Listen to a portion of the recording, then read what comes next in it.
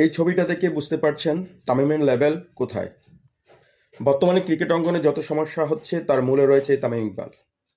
যখন মুস্তাফিজকে এক প্রকার ভারত থেকে লাথি মেরে বের করে দেয়, তখন এই প্লেয়ারগুলা, এই তামিম, এই মিঠুন, এই মিরাজ একটি স্ট্যাটাস দিয়েও প্রতিবাদ করেনি।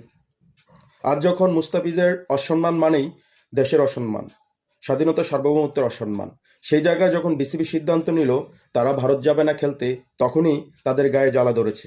তখনই শুরু হয় তাদের উল্টাপাল্টা কথাবার্তা। এই তামিম ইকবাল কিছুদিন আগে যখন হার্ট অ্যাটাকে মারা যাওয়ার পথে, তখন সারা বাংলাদেশের মানুষ তার জন্য দোয়া করেছে, হাত তুলে প্রার্থনা করেছে যেন তামিম আমাদের মাঝে ফিরে আসে।